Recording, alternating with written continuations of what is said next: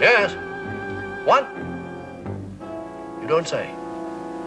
You don't say. You don't say. Who was it? Tony Gill.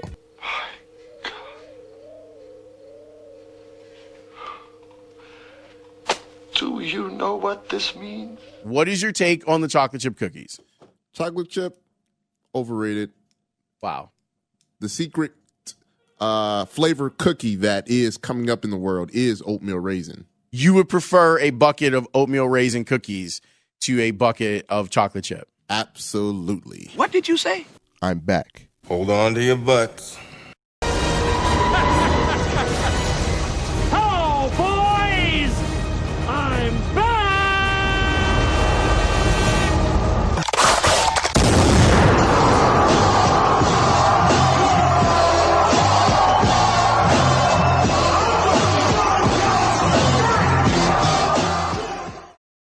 D and Davis' show, and right now we're joined by the one and only Tony Gill, podcast producer for NBC Sports Chicago, and also the reason he's here today, he's the host of Sports Uncovered.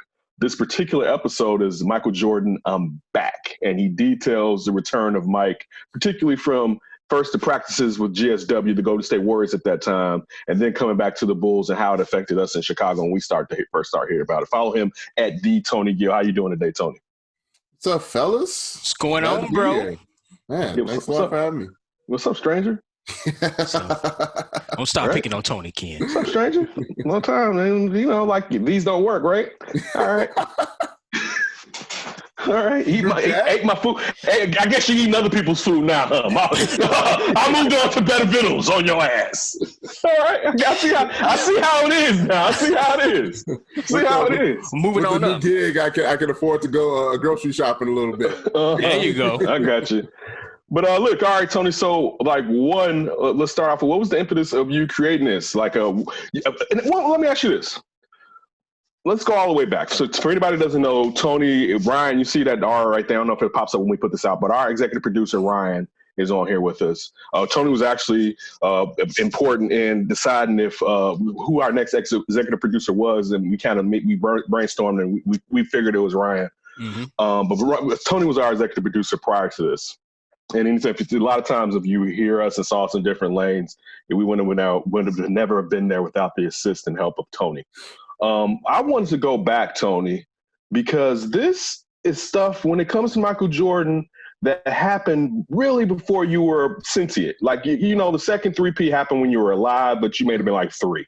You know what I'm saying? Mm-hmm. So now that you've come back to all this information, and one thing that I've always argued with you about was the information is out there, but if someone doesn't give it to you on this easy poo-poo platter, you're like, I'm not going to look for it. Forget the Googles, right?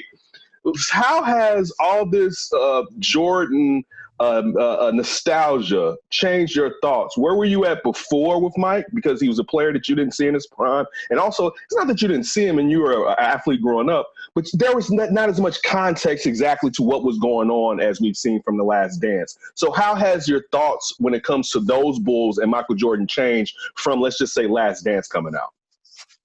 How has it changed? Well, I think that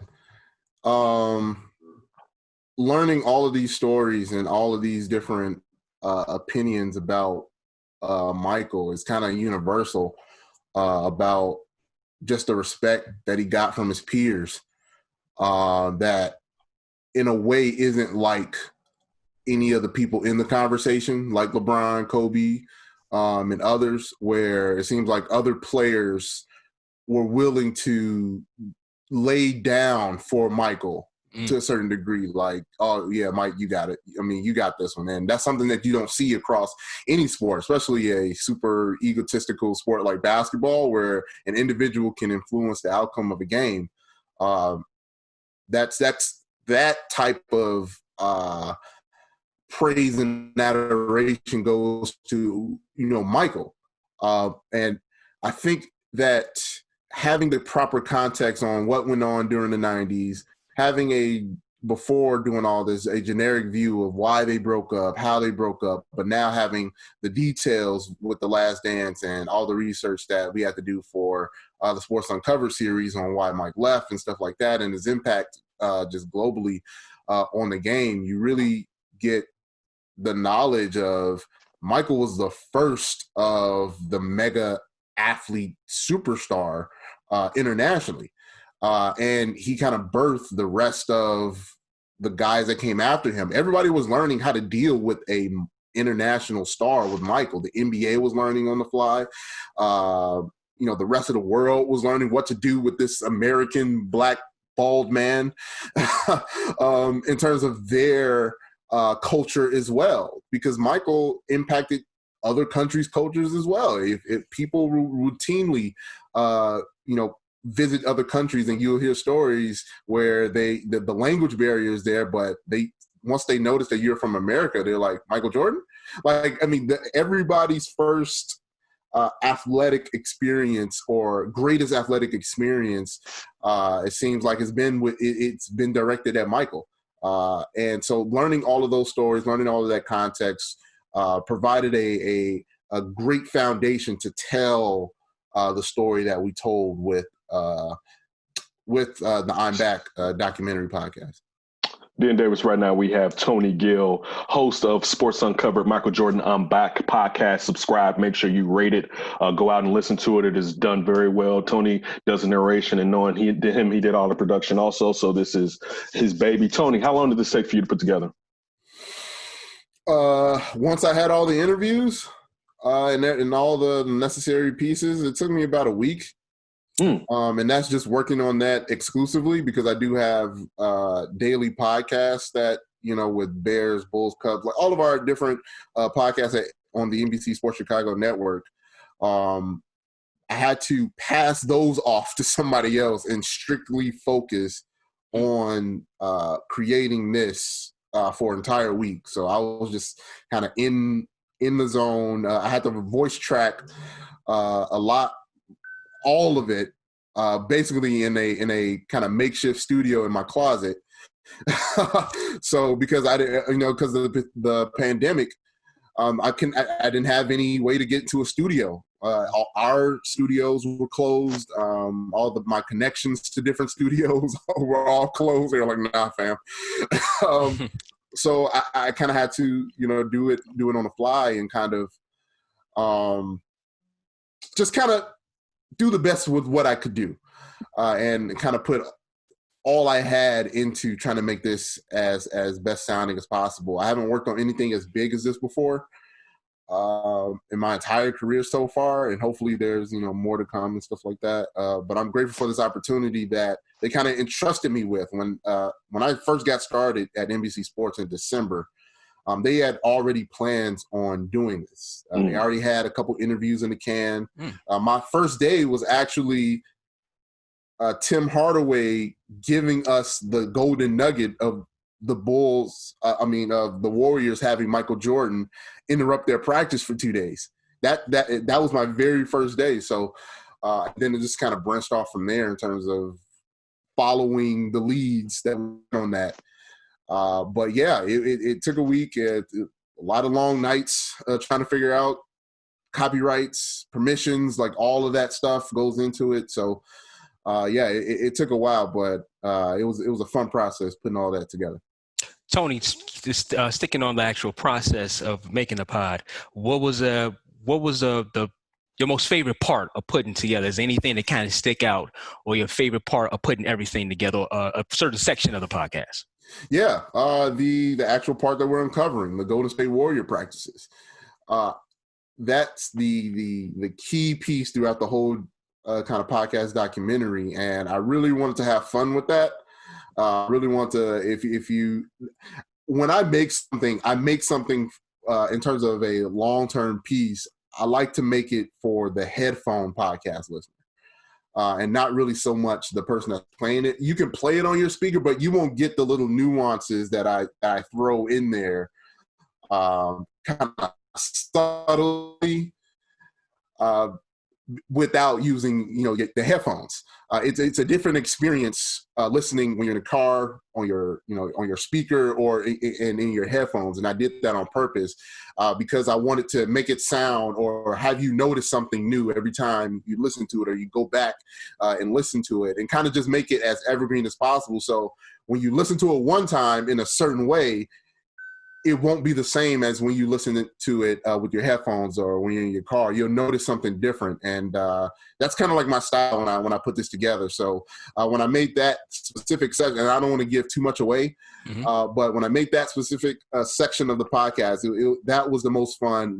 Having the Rod Higgins and Chris Mullen and Tim Hardaway announce that story and how it went and how Michael dominated those practices to their own testimonies was probably the best part for me when I was putting that together.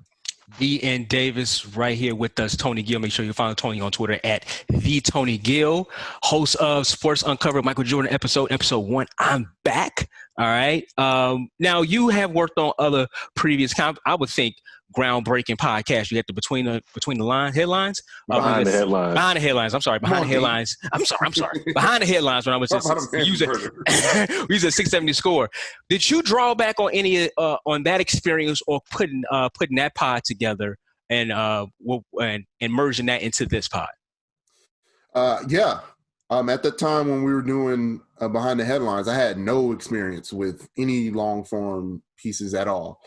Again, I was, I'm a radio guy originally. So like the longest, sound pieces I've made were like, the D.N. Davis show demo was probably the longest of my career so far. And that was only about 2 minutes or so? 3 minutes. Yeah. Yeah. 2-3 minutes. And that's because in radio, you got to get in and out of certain breaks and stuff like that. So developing a 30-minute or 9 30-minute episodes was daunting for a person that's never done it. So I had to go back and listen to other people that have done it.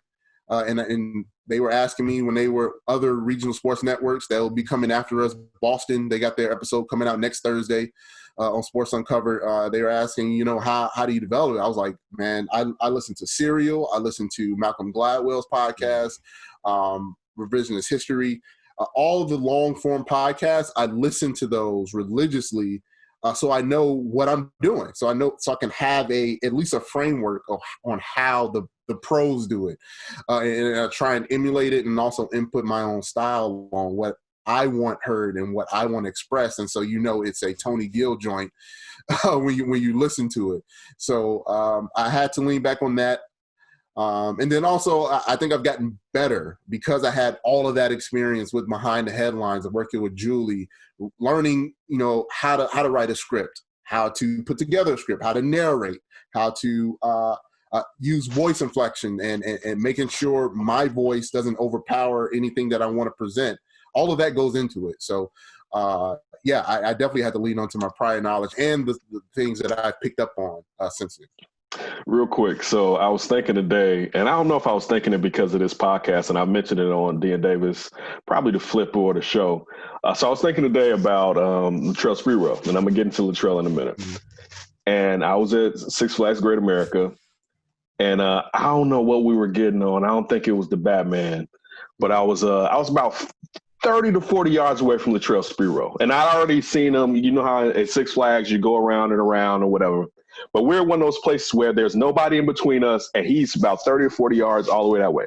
Latrell Sprewell looks at me and goes, and I look at him and I go, and this is the reason. Now, wait, everybody out there who's listening to us, Ken doesn't do anything. He just looks at the Latrell. Thank you, D. I appreciate it. I was not going to reciprocate his head nod. The National Black Classic Hello. Davis. And I ain't gonna say nothing. No, it wasn't. It actually wasn't. This actually wasn't. I'm gonna tell you why, though. I'm gonna tell you why. He gives up the head nod, though. That's the thing. But not when he doesn't like you.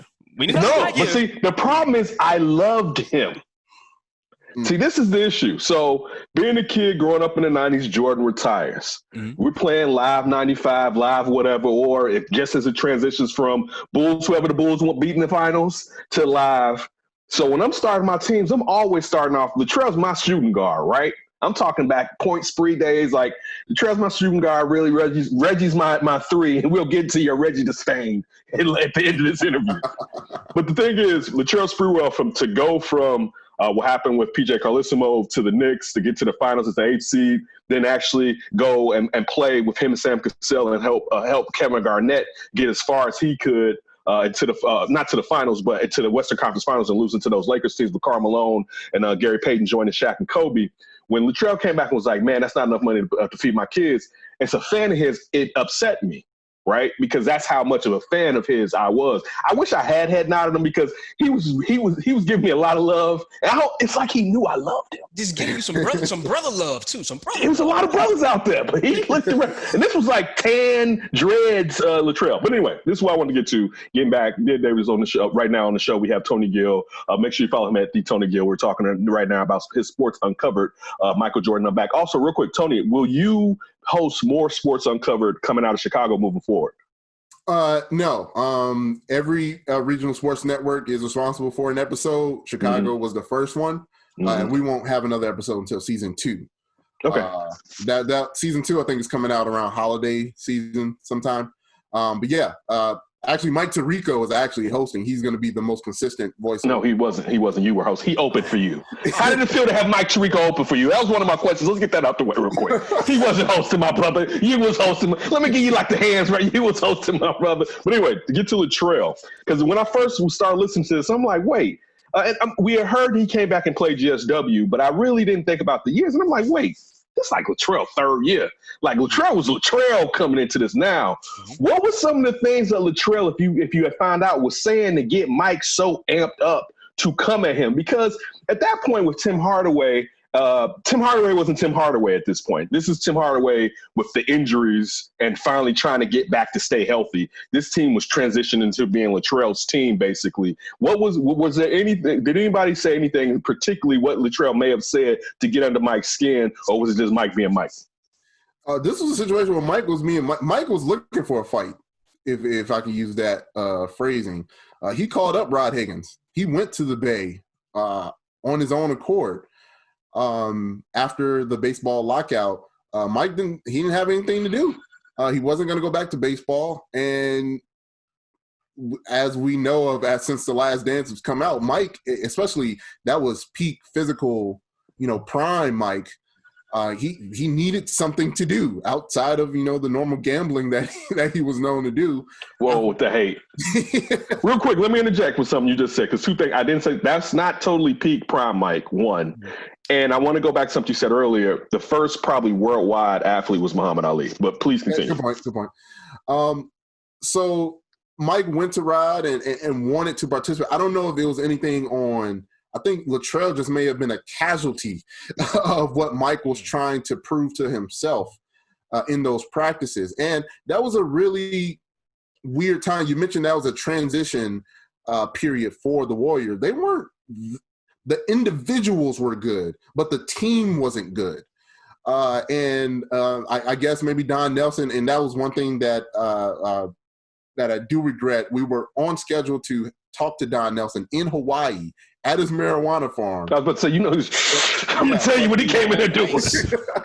but the pandemic shut all that down. So maybe we'll get him on later to discuss some Bulls talk. But that team wasn't good. And Rod and Chris Mullin made a point to say that Latrell and Tim, they didn't get along.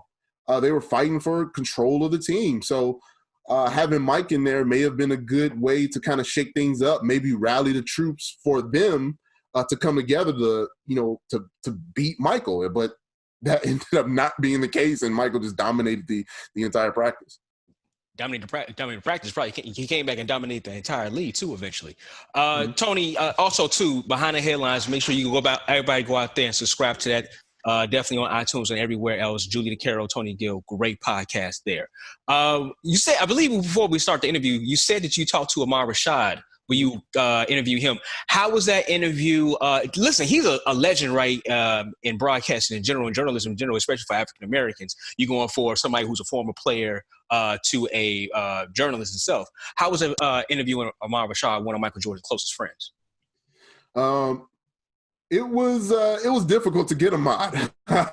Actually, in the beginning, we got him later on in the process. Like I'm talking maybe 2 months ago or a month ago, before we actually put pen to paper and sound together. So he came in near the end of the process, but I'm glad that we waited and he finally came on to talk to us. Ahmad was very open, about his, relationship with Michael. And one interesting thing is nobody really bothers him about it. Usually when you're a broadcaster, you got to be objective. You got to, do all. He was befriending Michael Jordan and in Michael's inner circle on a regular basis as a broadcaster. And that's like frowned upon now. So having that perspective and that insight with Michael, because he was so close and also being a broadcaster was an aspect that I felt that we needed to help tell this story. And there's a section in the podcast where the first game he comes back, he's in his own separate locker room, and only 2 people were in there at the time. And we got a chance to talk to both of them, the Bulls photographer and Ahmad Rashad. So we got that picture set up for the people that are listening to the podcast on how, before he played his first game, coming back, how that scene was. And Ahmad was great in telling his stories. The infamous Market Square game when at like a minute and 3 in, you was like, oh, Mike is about to play like he's gonna shoot. He's gonna shoot. He's off tonight. Listen, that first game like back, 7 for 21 or it was something like that. Mike gonna put up 35 shots and out the street, right? Yeah. Like off the street. Yeah, we had to rewatch that game, and I was like, he was broke. Because one thing that we weren't allowed to put in there because the NBA shut it down was that. If you listen to the entire game from start to finish, Bob Costas did this epic monologue at the beginning of that game where he's talking about the Michael returning and the artist is returning to his canvas, and it was just beautiful. And then Mike comes out, and then the Bulls they start that game off like missing the first 10 shots, and it was just like, ooh, dude. It was rough. That first game was rough. Until the Madison Square game. No. I can't remember what happened first. If he hit the shot on Steve Smith to beat Atlanta or the Madison Square game. But until those took place, that's when we finally started being like, okay. I think it was a Steve Smith shot. Be all right. Yeah, it was like, and you still knew he wasn't going to be right. That's why they lost to the Magic. You knew he wasn't right because his body wasn't right for playing baseball. But I'm telling you, that first Market Square game, man, it was like, man, I'm happy he back, but baby, I don't know about this. But look, all right, Ben Davis with Tony Gill. One thing I did want to know, and I don't know if you got in this detail, getting back to the GSW practices or whatever. As far as Mike really going, because I focus more on Mike going at Spree Road and Tim Hardaway because people don't understand how explosive Tim Hardaway was, and that was taken from him from injuries. But he went on because I think at that time he may have only been an All-Star 3 to 4 times there. He was a 5-time All-Star. He was at least an All-Star once when he was at Miami. And initially when we got to Miami, Pat Riley was really going to go after Gary Payton, but Tim Hardaway played so well he didn't go after Gary Payton just to give everybody context of it or whatever, even though they probably would have been a better team. But looking at him going at Spree, did they say that he played Spree? Like, did he defend and go at Spree? Or was this because Mike maybe didn't have his win? He was just giving them all offense. That's one thing that stuck out to me and listening to this podcast. From what Rod Higgins was saying, it seems like it wasn't just on the offensive end. That he just overall just overwhelmed Spree once he got warmed up. And Tim, when he was saying like Mike only wanted Chris Mullin on his team, and he took the bench players, and it was kind of like what Jimmy did to Minnesota to that degree, except Mike did a lot of the scoring. He just uplifted the regular guys that were on the team and just kind of just dismantled what Latrell thought he was. And at that point, again, like I said before, that team wasn't good. They had a lot of internal issues and internal strife and struggle with who's going to be leading the team and stuff like that or whatever. But again, the individuals of that group was still pretty good. But when Michael came to that practice, again, it was a on-purpose reason why Michael did that. And it was to, okay, I hear a lot about this Latrell Sprewell kid. I need to match. He's supposed to be the next up-and-coming two-guard. Is this up-and-coming generation putting as much work as I would do if I was playing or when I was playing? Are they taking this as serious as I am? And if I can dominate him, I think I can come back and still dominate the NBA, and that's what happened. First of all, put some respect on my Miami Heat great Ronnie Cycli's name. All right, he did grab Ronnie, didn't he? All right, yeah, he had Ronnie. I think Ronnie come from like real money, like Onassis money almost. So you put some respect with the nice girl. Syracuse, right? Didn't Ronnie correct. Real quick, one thing too. With Tim Hardaway, and one thing people that don't know, Tim Hardaway grew up in Chicago, and Tim Hardaway actually being a player that they didn't have AAU back in those days, but they had the shoe camps, decided to stop going to them because he felt the competition in the summertime in Chicago was greater. And he used to play against Jordan, even when he was a pro, but even when he was in high school and stuff, being what they would be at IITT or the University of Chicago. Did he compare Jordan in the 80s to the Jordan that came out of – he wasn't out of retirement then, but in 94 that started practicing them and had been playing baseball for a year and a half. Did he compare – were there any comparisons to where he was back when he grew up in Chicago playing against him to where he was playing as a guy coming out of retirement or almost coming out of retirement? No, to Tim, it's like – I guess for him, it was just all Michael. Like, what's the measuring stick? Here's Michael, here's everybody else. And then Michael comes back and he's here and here's still everybody else. Like, he's still dominant. Like the ways that Michael dominated was, different, I guess, athletically, obviously he's an older player. He played a lot of basketball up to that point. Won 3 straight championships.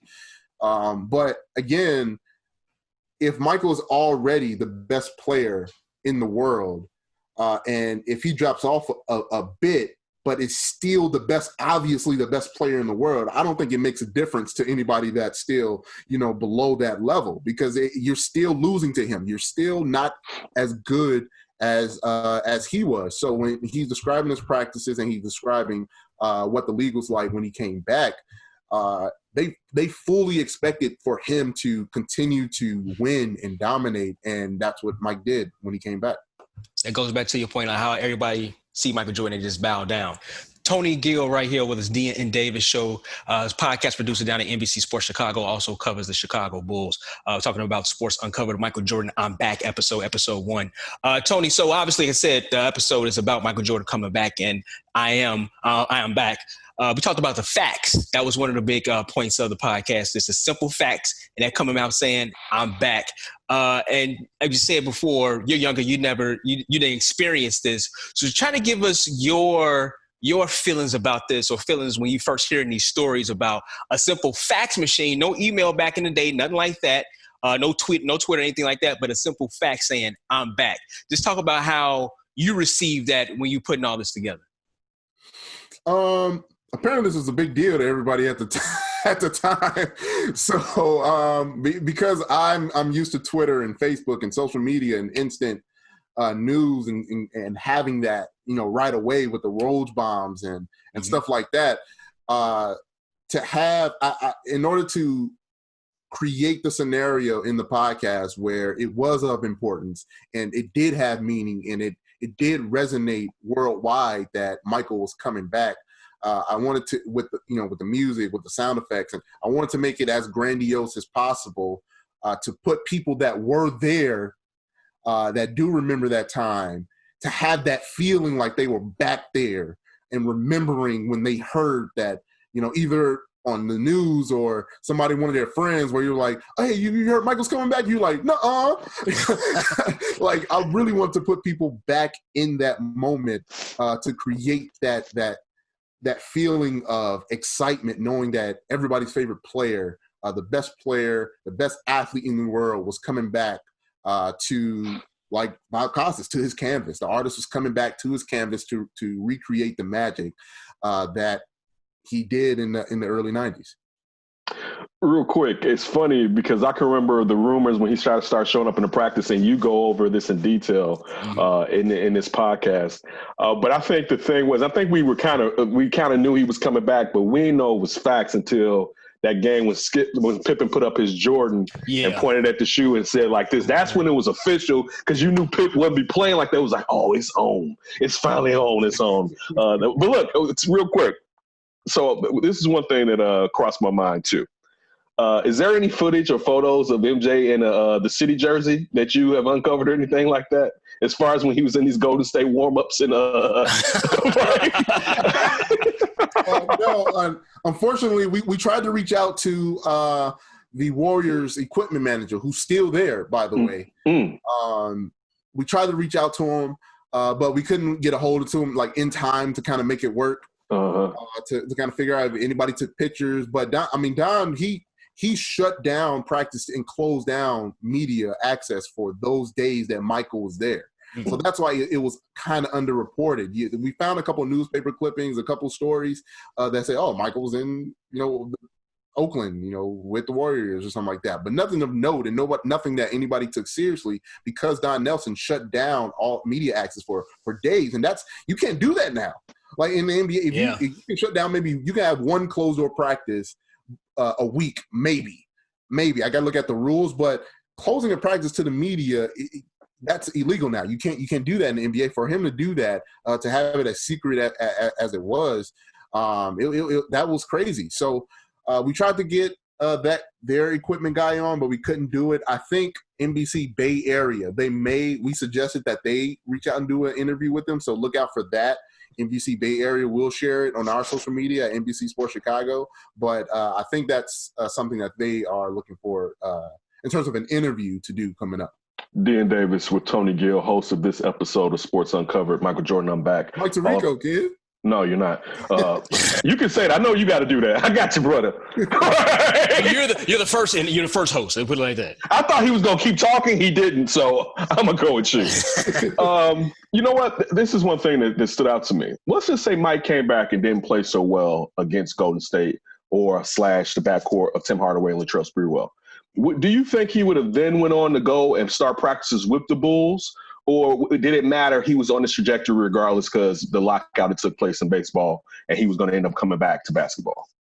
That's an interesting question. And my dad asked me that. And he mentioned that he thought Mike was coming back regardless after all that. And then he listened to the podcast. But I gotta agree. I think Mike was on his way back. This stop in Golden State was like a test for him. And as we know now, even if he didn't dominate Latrell and Latrell held that on Mike, you think Mike was going to let that ride? Good pass. Like, he was coming back just for that. Right. No, he would have held on to that for as long as possible and still went to the Berto, still came back as he normally would, I think. But he would have held that in every game that they would have played Golden State. And obviously they only play them 2 times a season, or going forward, every time he would have been matched up with Latrell Sprewell, he would have been out to kill him. Right. And that would have been another story in the Last Dance documentary if that was the case. Man, listen, you know what? Something just popped in my head, but I forgot. I was thinking about Michael Jordan's contract, but I was going to ask you, Tony, did anybody ask Tim Hardaway if they will ever if they was trying to recruit Mike to come play with them in Golden State? But I think he was still on the contract with the Bulls. He had one more year. Contract one more no, year, actually, right? He had 2 more. He had the year when he came back and played the 17 games. He was under contract. And the following year, he was right? He was under contract. Now I was just thinking, like, I wonder, even if the conversation is happening, did Tim Hardaway even say anything like that? Like, man, you should play with us. I mean, you're talking about the greatest ever coming back.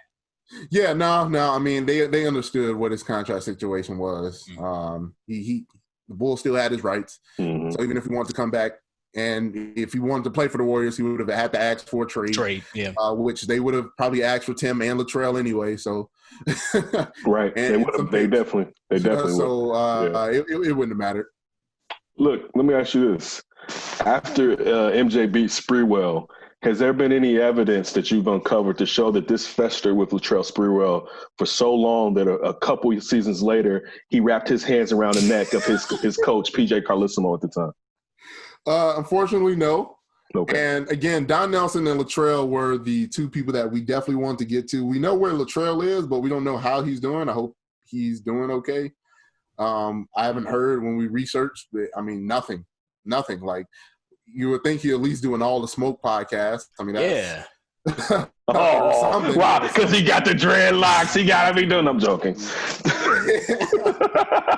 But yeah, I mean, hopefully he's doing all right. I haven't heard anything about him in the recent years, so that's why he's kind of going ghost. Outside of that one, was that chicken commercial? I know how Ken hates black athletes and chicken. He was in it. Wait a minute, he was in a chicken commercial? He was like about 2 years ago or something. I forgot. I think it was a Buffalo. That. Yeah, he was. Kid. He mean mugged some kid or something over. Yeah, exactly. That's what I don't remember the that last one. time I seen Latrell Sprewell. So hopefully he's doing fine. But yeah, like I don't think this had anything to do with him choking out PJ. Okay. Was there anybody else y'all wanted to get? Anybody else that y'all didn't get? Well, of course, Michael, but you know, yeah. that was tough. But I mean, in our interviews, like throughout the week during the Last Dance stuff, we talked to a lot of people on Bulls Talk. Former player Craig Hodges, Jason Caffey, Scott Williams, Will Perdue, obviously, and Kendall Gill. Like, a lot of people shared their stories with us through the Bulls. So if you didn't get enough of that era, we just had a full slew of interviews this last month that can help paint that picture of what it was like being a teammate of Michael or going against Michael. All right, last one. So, and you already know because you tried to change it because it was Michael Redd, then it changed to Klay Thompson. So now I guess you finally gained a little bit more respect for Reggie Miller, who you've disgraced for the majority of your life. After seeing that Mike put him in the penultimate episode of his documentary. I mean, look, if Reggie's your man's, that's your man's. Look, I'm not going to fight this with people. He's just not. He ain't your man's. He's not your man's. Better versions of him already. Like, I'm not going to reverse it. So, you know. Okay. I definitely want to check out. So, was Pip thrown under the bus? And what about the Zeke lie as far as the All-Star, not the All-Star, the Olympic team? Real quick, T. You should listen to our David Robinson episode. I mean, it's the most downloaded episode in Bulls Talk history because people want to know what the other players thought. And David was really honest about what happened. With Isaiah and gave reasoning for why people didn't like Isaiah.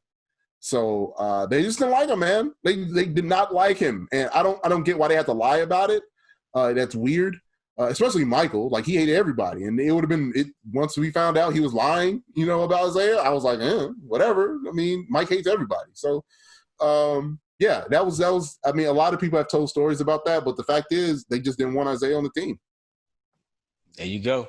All right, Tony Gill, podcast producer at NBC Sports Chicago right here. Follow him on Twitter at @TheTonyGill. Thanks, T.